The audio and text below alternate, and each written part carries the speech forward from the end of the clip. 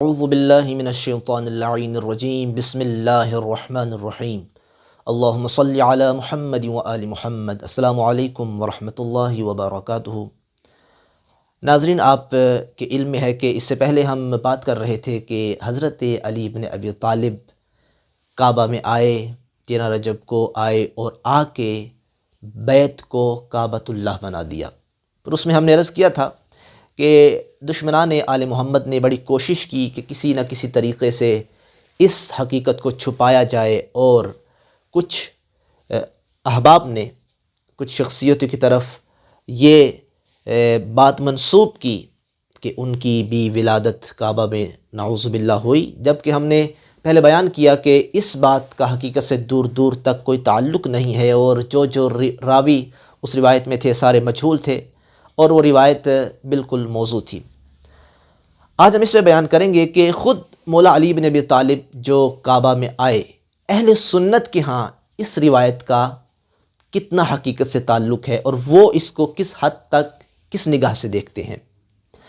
تو اہل سنت نے بہت ساری کتابوں میں اس بات کو ذکر کیا۔ آسانی کے لیے میں آپ کو ایک حوالہ بھی دے دیتا ہوں، الغدیر علامہ امینی کی کتاب، اس میں آپ مطالعہ کریں۔ علامہ امینی نے جب اس ٹاپک پہ بات کی تو انہوں نے اہل سنت کے 16 مصادر کو ذکر کیا اور 50 شیعہ مصادر کو ذکر کیا، اور پھر تقریباً 41 شعراء کے اشعار کو نقل کیا جو قرن ثانی سے لے کے 14ویں قرن تک، جنہوں نے یہ اشعار کہے اور اس میں یہ بات بار بار کہی کہ کعبہ میں فقط مولا امیر کائنات ہی کی ولادت ہوئی، لم یولد قبلہ، ان سے پہلے کسی کی بھی ولادت کعبہ میں نہیں ہوئی۔ اب ہم کچھ ایسی کتابوں کا حوالہ آپ کی خدمت میں پیش کرتے ہیں کہ جس میں اہل سنت نے باقاعدہ یہ لفظ استعمال کیا کہ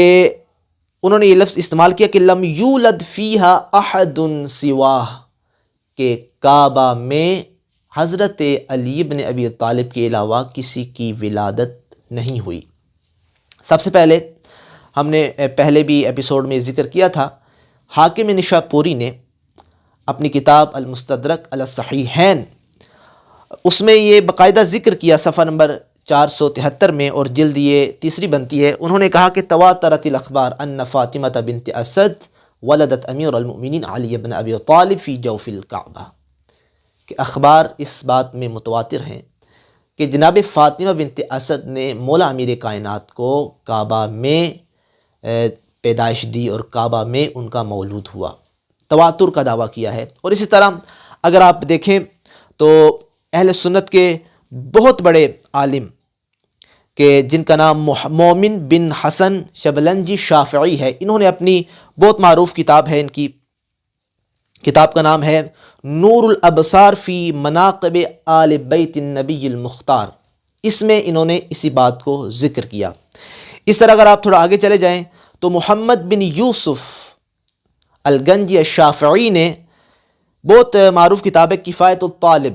اس کتاب میں انہوں نے باقاعدہ اسی بات کو ذکر کیا صفحہ نمبر 406 اور صفحہ نمبر 407 میں کہ لم یولد احد سوا، کہ مولا امیر کائنات کے علاوہ کوئی بھی کعبہ میں پیدا نہیں ہوا۔ اور اس کے علاوہ بہت ہی معروف کتاب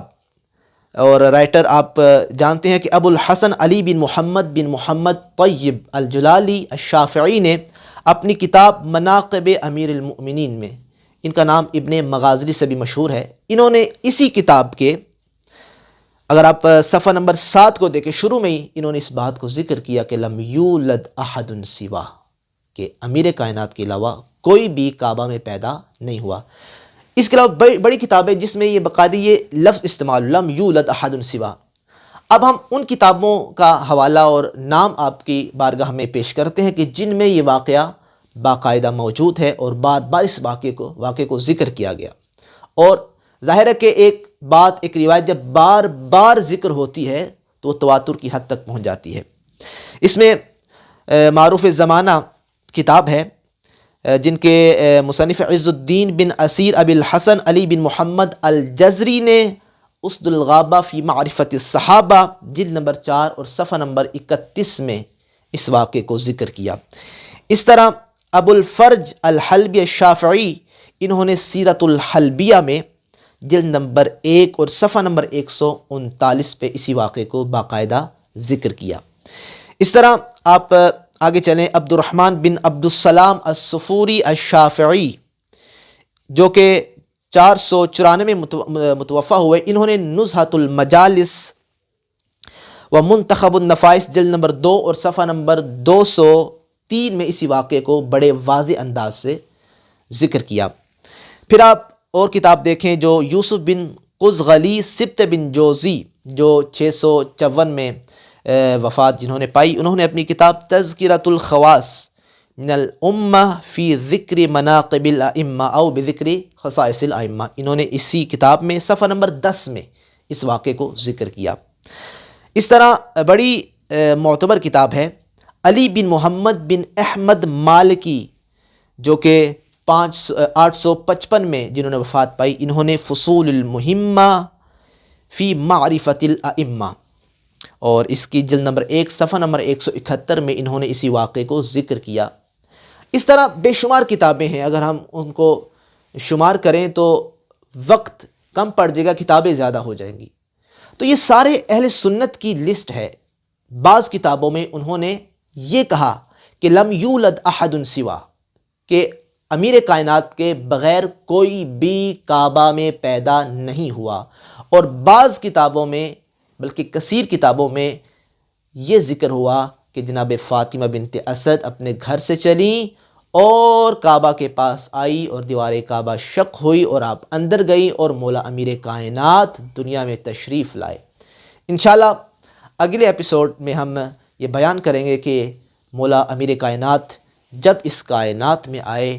تو کون کون سے معجزات رونما ہوئے تھے، کہ جیسا کہ نبی اعظم جب دنیا میں آئے تھے تو بہت سارے معجزات ہوئے تھے، ظاہر ہے کہ جب رسول آیا تو معجزے ہوں، اور اس طرح جب نفس رسول آئے ہوں گے تب بھی بڑے معجزات رونما ہوئے ہوں گے۔ انشاءاللہ ہم اس پہ بات کریں گے۔ اگلے ایپیسوڈ تک کے لیے اجازت دیجیے۔ والسلام ورحمۃ اللہ وبرکاتہ۔